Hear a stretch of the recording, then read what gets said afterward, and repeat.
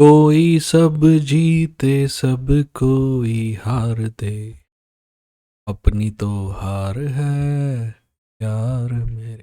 खैर, मैं सुबह से ये गाना सुन रहा हूँ। This is one of my favourite song.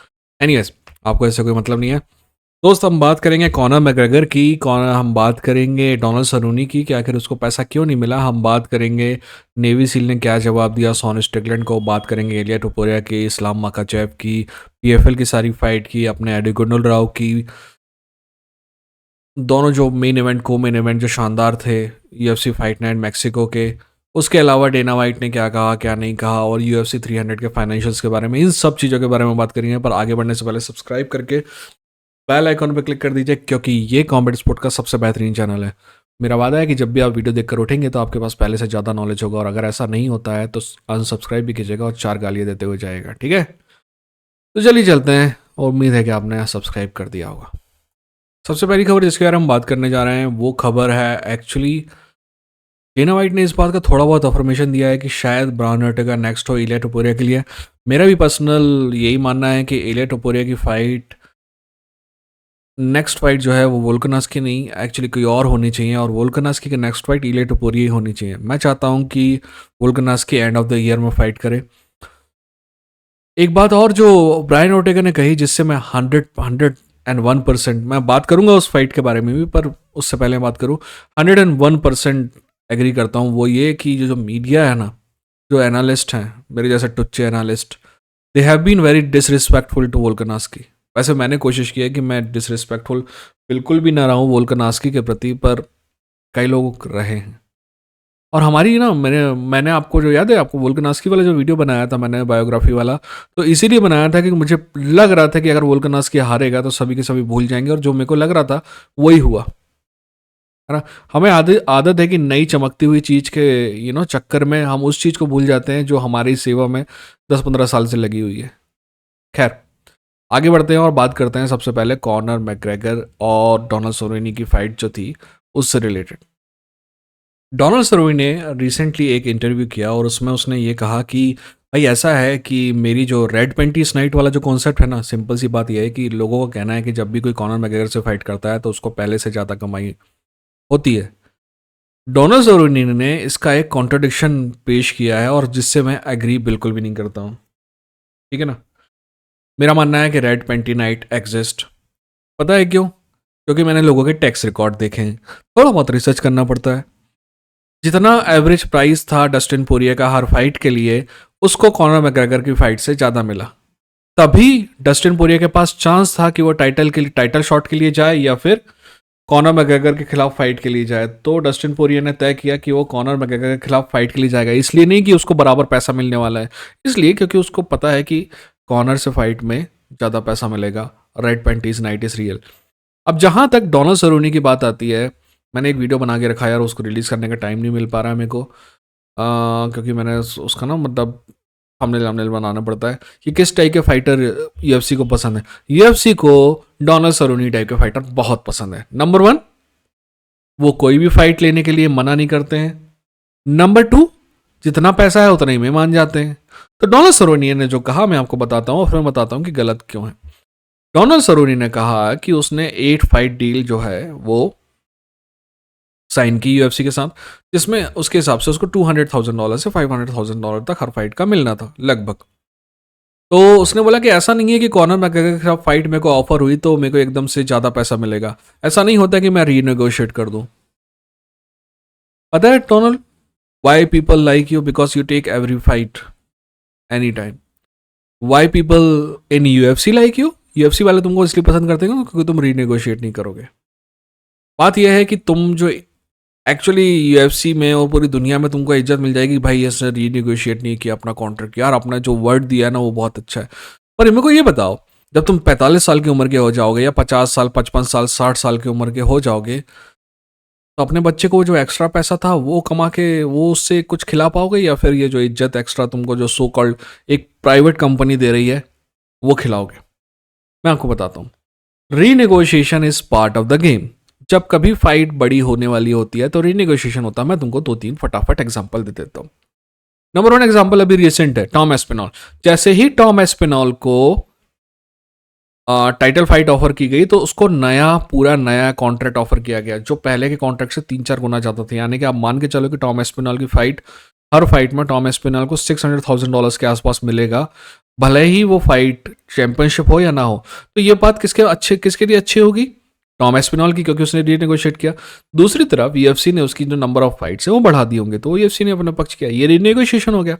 मैं एक और एग्जांपल देता हूँ तुमको। याद है शॉर्ट नोटिस फाइट ली थी होरे मासविदाल ने। जैसे ही होरे मासविदाल ने शॉर्ट नोटिस फाइट ली थी कमार उस्मान के खिलाफ, उसको रीनेगोशिएशन, उसका पूरा का पूरा कॉन्ट्रैक्ट जो है रीनेगोशिएट हुआ और उसको 8 फाइट की नई डील ऑफर की गई, बेहतर पैसा ऑफर किया गया। याद है जैसे ही आपके नॉकआउट किया था एलेक्स परेरा ने इजराइल देसानिया को, उसकी एलेक्स परेरा की करंट कॉन्ट्रैक्ट में 2 फाइट और बाकी थी, उसको नया डील दी गई। पता है क्यों? क्योंकि उसको पता था अपनी कीमत क्या है और उसने बोला कि मेरे को रीनेगोशिएट करना है, और यूएफसी को करना पड़ा क्योंकि परेरा बड़ा स्टार हो गया था। परेरा ने वही नहीं माना, जैसे ही वो चैंपियन बना लाइट हैवी वेट का, उसने फिर से निगोशिएट की। तो 4 एग्जाम्पल हो गए। मैं आपको एक आध पुराना एग्जाम्पल दे देता हूँ। कमीनापन देखो, Nate Diaz versus Benson Henderson की फाइट हो रही थी। नेट डियाज को सिर्फ $20,000 मिल रहे थे 15-20 फाइट के बाद भी यूएफसी में। नेट डियाज बहुत बिजी फाइटर हुआ करता था, हर साल 3-4 बार फाइट करता था।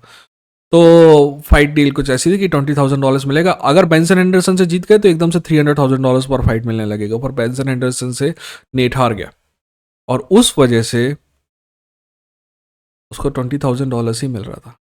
तो उसको उतना ही मिलता गया। पर जैसे ही कॉनर मैग्रेगर के खिलाफ फाइट आई ना, तो नेट डियाज को $500,000 ऑफर किया गया। कितना?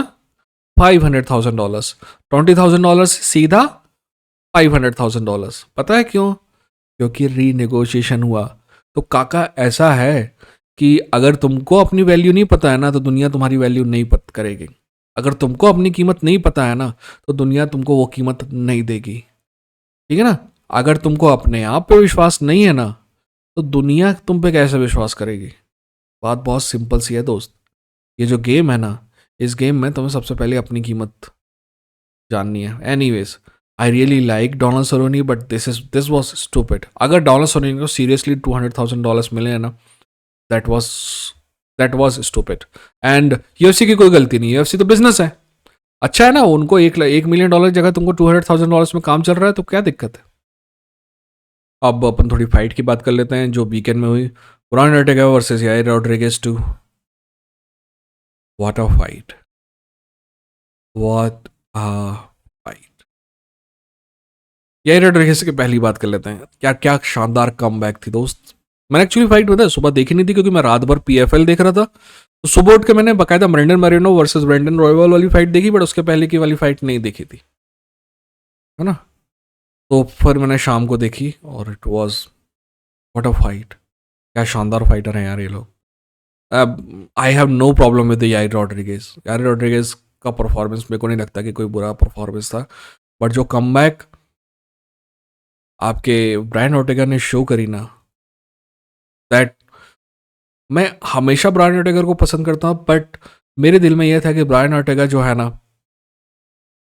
चंचल कहते हैं ना उसको, बच्चों के जैसा चंचल है। पर मैंने आपको बता दिया, याद है आपको, मैंने 1-2 फाइट के पहले जो वीडियो बनाया था उसमें बताया कि ब्रायन ऑर्टेगा कैसे बता रहा है कि कैसे ईगल होता है, जो अपनी उम्र के बीच में उसको रियलाइज़ होता है कि अब मैं बूढ़ा हो गया हूँ, तो मेरे को नई बीक चाहिए, नई चोंच चाहिए, नए पंख चाहिए, और मैं अलग तरीके से बिहेव करूँगा, है ना? तो 70 साल की उम्र में 40 साल अलग तरीके से जीता है और एंड के 30 साल अलग तरीके से जीता है। और ये बात जो ब्रायन ऑर्टेगा ने कही थी, it was extremely mature talk थी, जो मैं ब्रायन ऑर्टेगा से एक्सपेक्ट नहीं करता था, है ना? And Brian Ortega won my heart dude. यही रोड्रिगेज अगली फाइट जो, मतलब इसके बाद याइर रोड्रिगेज के लिए कोई दिक्कत नहीं है यार। याइर रोड्रिगेज के जो बयान आ रहे हैं उससे लग रहा है कि वो बहुत ज़्यादा डिप्रेस है। कोई प्रॉब्लम नहीं है दोस्त, तुमने पहले से अपने आप को बिल्डअप किया है, फिर से बिल्डअप करने का है, कोई दिक्कत नहीं है।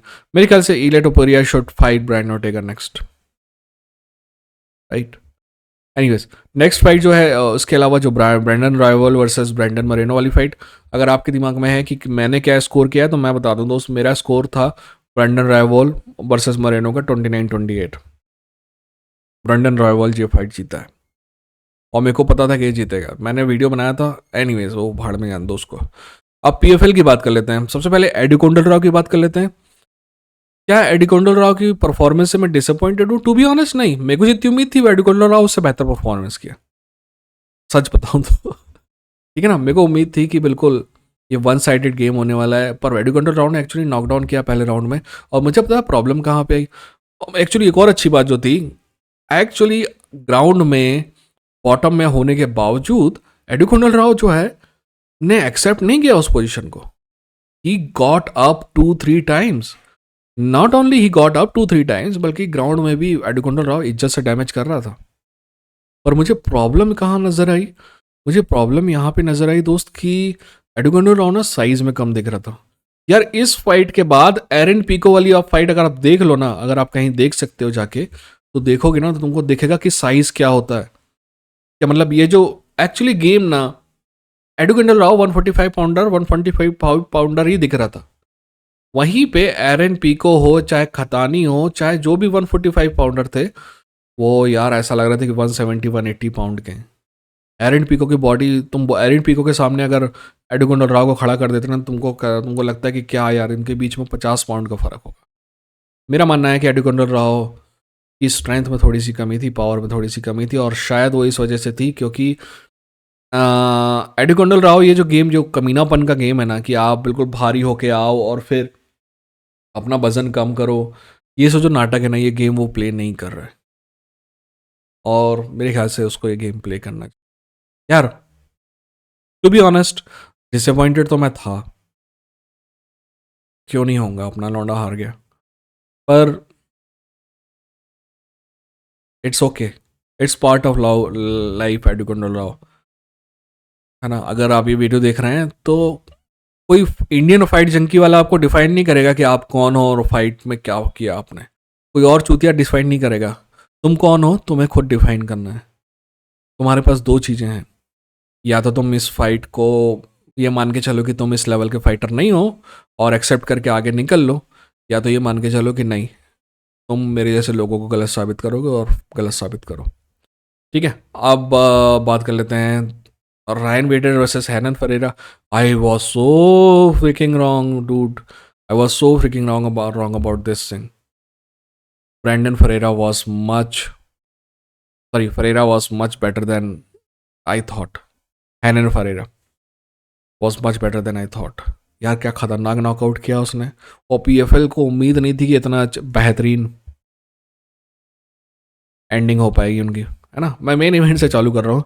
उसके बाद Johnny Eblen versus Impa Kasanganay. Oh dude, Johnny Eblen is the best middle weight on planet earth. Impa Kasanganay is one of the best light heavy weight in the world. ये जो है ना कि यूएफसी यूएफसी यूएफसी, तो उस UFC के बाहर भी दुनिया है, और उस दुनिया को इग्नोर नहीं करना। यार ये फाइट बहुत क्लोज थी। कई लोगों को ने मतलब थोड़ा दूसरी तरफ टिल्ट हो रहे थे, तो उनके साथ भी कोई पलो नहीं है। और फिर जेसन जैक्सन वर्सेस रे कूपर थर्ड। यार ये फाइट डिसअपॉइंटिंग थी।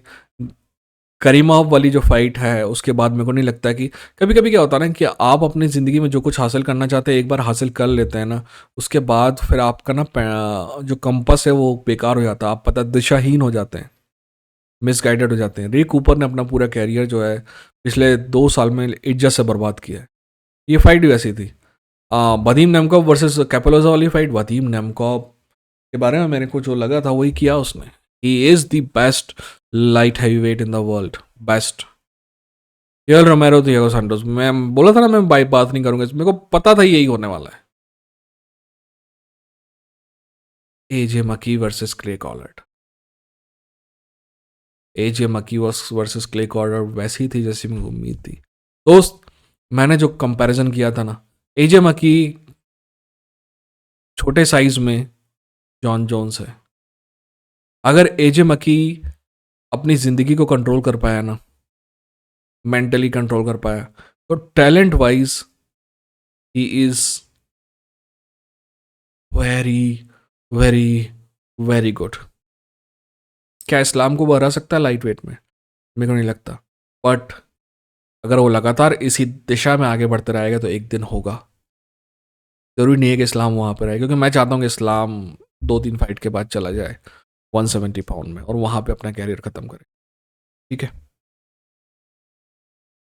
अगली खबर जो है हेनरी सेहूटो की है। हेनरी सेहूटो ने कहा कि मैं रिटायर नहीं हो रहा हूँ। मेरा इस बारे में क्या विचार है, टू बी ऑनेस्ट मेरा कोई विचार अभी है नहीं यार। ये खबर मैंने ना अभी कल शाम को ही देखी थी, तो मेरा कोई ओपिनियन नहीं, I have not formed my opinion on this. अगली खबर जो है वो नेवी सील, याद है आपको मैंने नेवी सील और सॉन स्ट्रिकलैंड के बारे में बात की थी।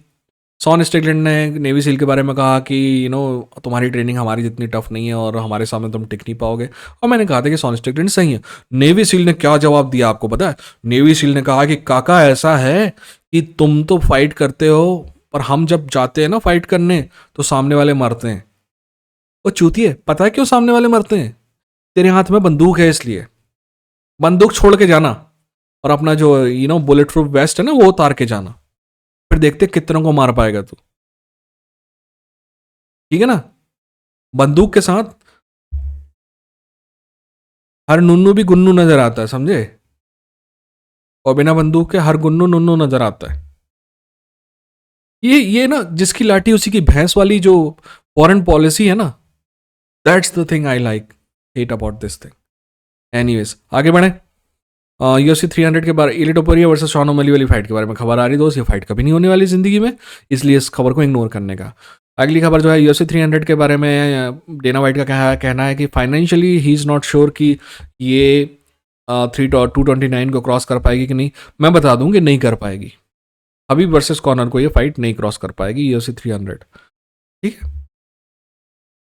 इली टोपुरिया का कहना है कि वो इस्लाम माखाचेव को हरा सकता है। मेरा इली टोपुरिया का कहना है कि what a joke. I really like Ilia Topuria. Ilia Topuria is